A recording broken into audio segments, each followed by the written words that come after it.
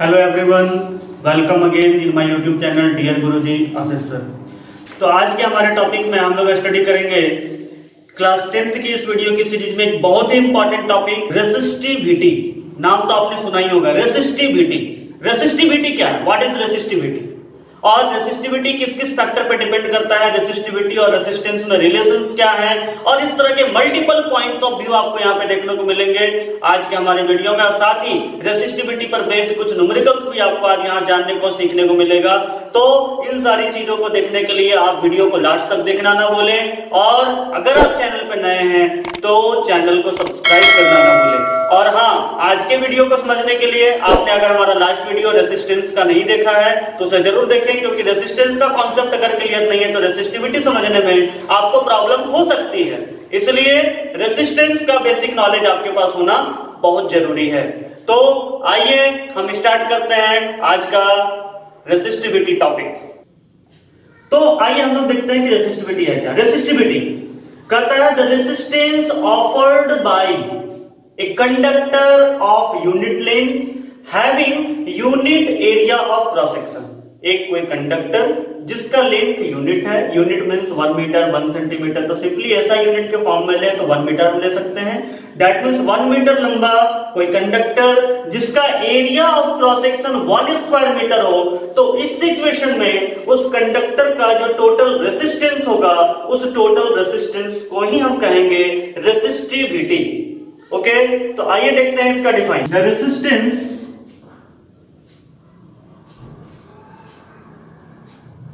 Offered by a conductor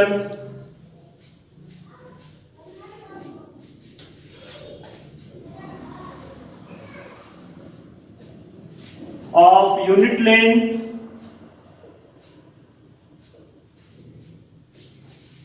having unit area of cross section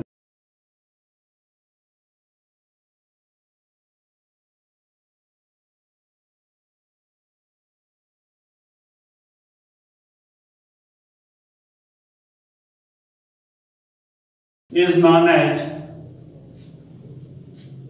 its resistivity।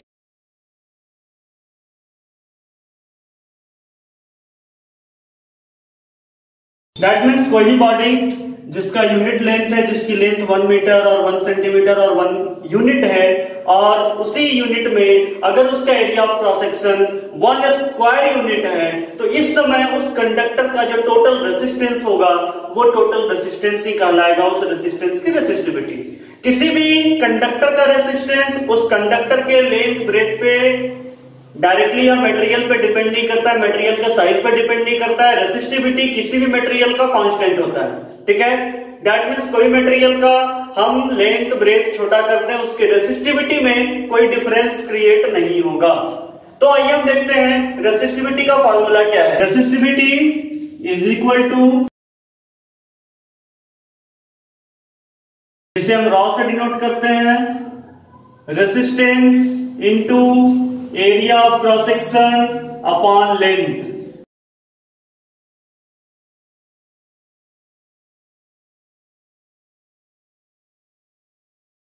This is the exact formula of resistivity. Resistivity is a scalar quantity. Point number 1 इसके बारे में हम लिख सकते हैं, it is a scalar quantity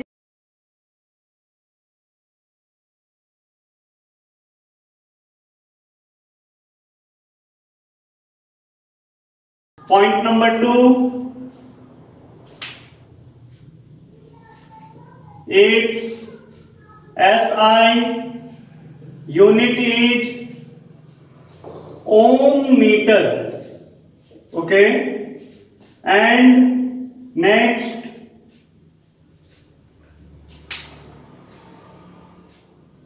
resistivity of any conductor remains constant। किसी भी conductor का जो रेसिस्टिविटी होता है वो कांस्टेंट बना रहता है, उसमें कोई वेरिएशन उसके शेप साइज के अकॉर्डिंग नहीं होता। अब आइए देखते हैं कि रेसिस्टिविटी के बेसिस पे हमारे सराउंडिंग में जितने मटेरियल्स हैं उन्हें रेसिस्टिविटी के बेसिस पर कितने कैटेगरी में हम कैटेगराइज कर सकते हैं। तो रेसिस्टिविटी के बेसिस पर हम बेसिकली 3 कैटेगरी में कैटेगराइज कर सकते हैं। Number 1, the substances with very low resistivity, वैसे सब्सटेंसेस जिनकी रेसिस्टिविटी काफी लो है, that means like conductors such as silver,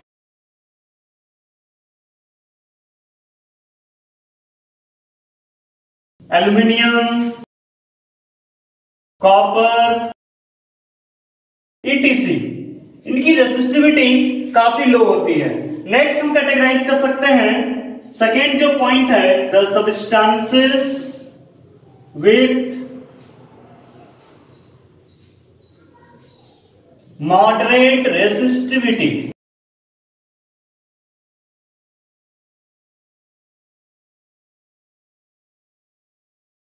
nichrome,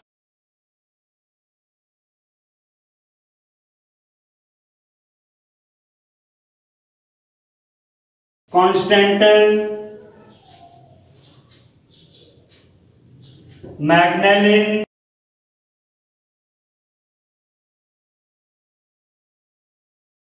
etc.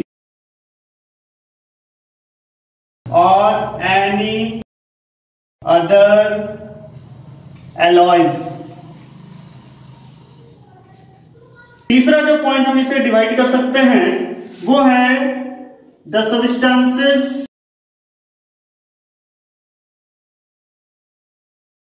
With very high resistivity,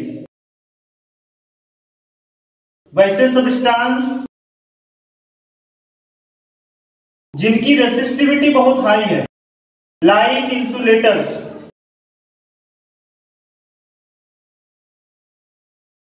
तो जैसा कि अभी हम लोगों ने देखा कि रेसिस्टिविटी के बेसिस पर हम लोग अपने सराउंडिंग के मटेरियल को अलग अलग फॉर्म में कैटेगराइज कर सकते हैं, जिसका रेसिस्टिविटी बहुत कम है, फिर मॉडरेट है और जिसका हाई है। तो आइए हम देखते हैं, जैसा कि आप देख रहे हैं कि हमारे यहाँ पर कुछ कंडक्टर्स का हमने रेसिस्टिविटी लिखा है। जो best conductor of electric current है उसकी रेसिस्टिविटी हम देखते हैं 1.6 × 10⁻⁻8, काफी लो है। उसके बाद हमारा सेकंड जो अच्छा कंडक्टर माना जाता है कॉपर, जिसकी रेसिस्टिविटी है 1.7 × 10⁻⁸, इससे थोड़ा ज्यादा है। उसके बाद हम देखते हैं एल्युमिनियम, जो उससे थोड़ा ज्यादा बेटर कंडक्टर है 2.8 × 10⁻⁸। And then tungsten. टंगस्टन तो आपने देखा ही होगा, जो बड़े इनकैंडेसेंट बल्ब्स होते हैं, जो पुराने बल्ब्स होते थे 100 वाट वाले, उस बल्ब का जो पतला फिलामेंट होता है वो फिलामेंट इसी टंगस्टन वायर का बना हुआ होता है। तो इस टंगस्टन की रेसिस्टिविटी 5.2 × 10⁻⁸ ओम मीटर है। ये थे कुछ बेसिक कंडक्टर्स जिसका हम लोग डेली लाइफ में इस्तेमाल करते हैं। ये आप देख सकते हैं नीचे कुछ एलॉयज मैंने लिखे हैं। ये एलॉय क्या होता है आप सभी जानते होंगे। एलॉय क्या है? तो alloys are the combination of 2 और मोर मेटल्स, 2 या 2 से अधिक मेटल्स का कॉम्बिनेशन से जो हमारा नया मटेरियल तैयार होता है उसे हम एलॉय कहते हैं। फॉर एग्जांपल, आप सभी के घरों में इस्तेमाल होने वाला जो पीतल है, ब्रास, उसके बाद कांसा, ब्रोंज, ये सब एलॉयज हैं। सिमिलरली कुछ एलॉयज जो हैं वो इलेक्ट्रिसिटी के गैजेट्स बनाने में, इलेक्ट्रिकल गैजेट्स बनाने में ज्यादा इस्तेमाल किए जाते हैं due to its some specific properties. For example, सबसे पहला जो एलॉय का नाम यहाँ आप देख रहे हैं, nichrome.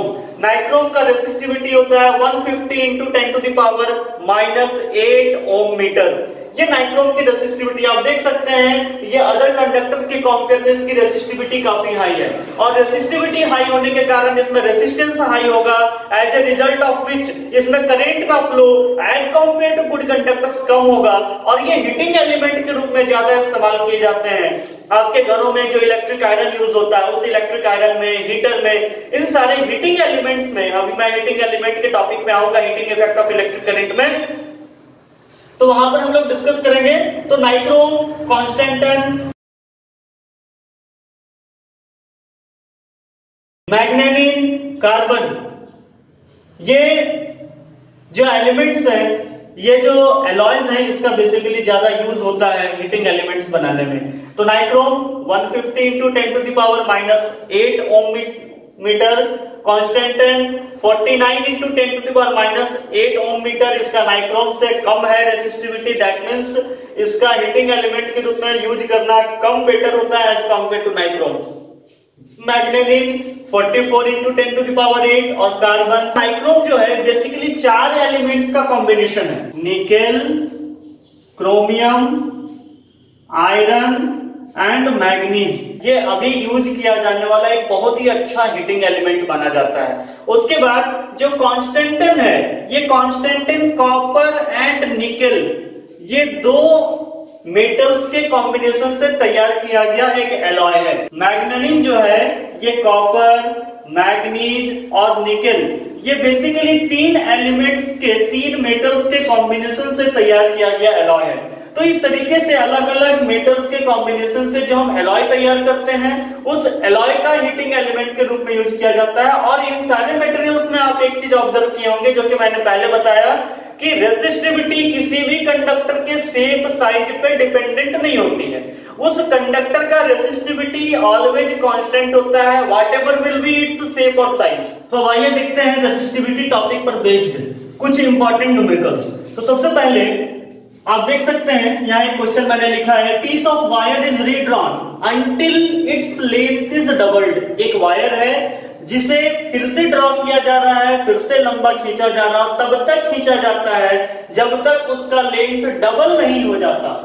Compare the new resistance with original value. तो जो नया रेसिस्टेंस हमें ऑब्टेन्ड हुआ, उस नए रेसिस्टेंस का कंपैरिजन करना है कि वो पुराने रेसिस्टेंस के कंपेयर में कितना चेंज होगा, इंक्रीज होगा या डिक्रीज होगा। तो इसे हम कैसे कैलकुलेट करेंगे, आइए देखते हैं। तो सबसे पहले हम जानते हैं कि किसी भी मटेरियल का रेसिस्टिविटी कांस्टेंट होता है, रेसिस्टिविटी में कोई वेरिएशन नहीं होगा। लेंथ को हमने डबल कर दिया है। गिवन पॉइंट्स क्या है हमारे पास, तो गिवन पॉइंट्स है लेंथ इज डबल्ड। नेक्स्ट हमारे पास गिवन है रेसिस्टेंस पे क्या इफेक्ट होगा।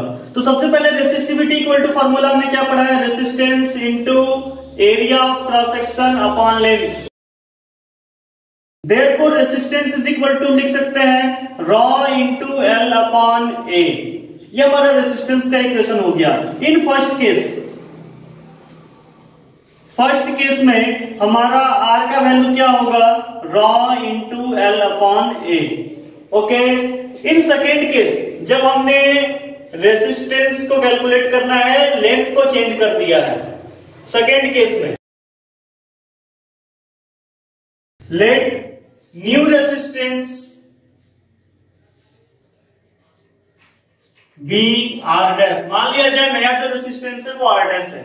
देयरफॉर यहां पे हम क्या कर सकते हैं, तो R dash is equal to, length को हमने डबल कर दिया है, रेसिस्टिविटी कांस्टेंट होगी, एल का वैल्यू हो गया 2L। और आप सभी जानते हैं कि जैसे ही उसी वायर को, उसमें कोई एक्स्ट्रा वायर नहीं किया गया है, चेंज नहीं किया गया है, उसी वायर को हमने खींच कर डबल किया है, as a result of which area of cross section क्या होगा, उसका जस्ट हाफ हो जाएगा। That means area becomes half. Therefore what effect will takes place in the resistance, तो इसको हम लोग सॉल्व करेंगे। रॉ इनटू 2L, ये फ्रैक्शन हमारा 2 ऊपर जाएगा, अपॉन ए।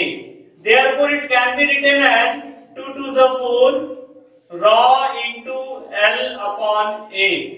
अब हम जानते हैं फर्स्ट इक्वेशन से rho into L upon A is equal to R है, तो हम यहां लिख सकते हैं R dash is equal to, इस वैल्यू को रिप्लेस करेंगे फर्स्ट इक्वेशन से, R into 4। Okay, that means R dash is equal to 4R। हम क्या देख रहे हैं, यूजिंग इक्वेशन 1 हमने यहां ऑब्जर्व किया कि जो नया रेसिस्टेंस हमें ऑब्टेन हुआ है, वो नया रेसिस्टेंस हमारे ओरिजिनल रेसिस्टेंस का 4 टाइम्स हो चुका है, 4 गुना वो चेंज हो चुका है। इस तरीके से हम देखते हैं कि हमारा अगर रेसिस्टेंस चेक करना है, वायर का लेंथ डबल कर दिया गया है, तो रेसिस्टेंस उसका जस्ट 4 टाइम्स इंक्रीज कर जाएगा। और अगर इसी का रेसिप्रोकल, अगर वायर का लेंथ हम अगर हाफ कर देते तो रेसिस्टेंस 4 टाइम्स डिक्रीज कर जाएगा। ओके, आइए देखते हैं एक और question. Calculate the resistance of a copper wire of length 100 metre having diameter 1 mm। एक वायर आपको दिया गया है जो कि कॉपर का है, इसकी लेंथ 100 मीटर है और डायमीटर इसका 1 mm है। आपको उसका रेसिस्टेंस कैलकुलेट करना है। और जैसा कि मैंने अभी बताया था, कॉपर का जो रेसिस्टिविटी है वो फिक्स है, that means 1.7 into 10 to the power -8 ohm metre. तो इस कॉपर की रेसिस्टिविटी का यूज करके आइए देखते हैं कि हम लोग कैसे रेसिस्टेंस कैलकुलेट कर सकते हैं। तो एट फर्स्ट हम लोग को ये देखना होगा कि रेसिस्टिविटी के लिए एरिया ऑफ क्रॉस सेक्शन चाहिए, जो कि हमें कैलकुलेट करना होगा। Area of cross section of wire. तो वायर सिलिंड्रिकल शेप का है और उसका एरिया ऑफ क्रॉस सेक्शन जो होगा वो सर्कुलर शेप में होगा। That means area of cross section is equal to pi R square. Pi का वैल्यू ऑलरेडी हम सभी जानते हैं, 3.14 इंटू रेडियस हमारा होगा, डायमीटर 1 mm है तो रेडियस 1/2 mm का होल स्क्वायर। अब mm को हमें अगर कन्वर्ट करना है ऐसा यूनिट मीटर के फॉर्म में, तो हम जानते हैं 1 mm is equal to 1/1000 metre. Therefore यहाँ पे फिर हम 1000 से नीचे डिवाइड देंगे तो ये हमारा मीटर में कन्वर्ट हो जाएगा। 3.14 into 1/4 into 10 to the power 6 metre square, ये हमारा एरिया ऑफ क्रॉस सेक्शन आ जाएगा। अब आइए हम इसका यूज करके रेसिस्टिविटी का फॉर्मेट यूज करते हैं। Resistivity is equal to R into A upon L, where R into area of cross section 3.14 upon 4 into 10 to the power 6 and length of the wire is as mentioned in the question 100 meter. Therefore, and resistivity of the wire is 1.7 into 10 to the power -8 meter ohm meter.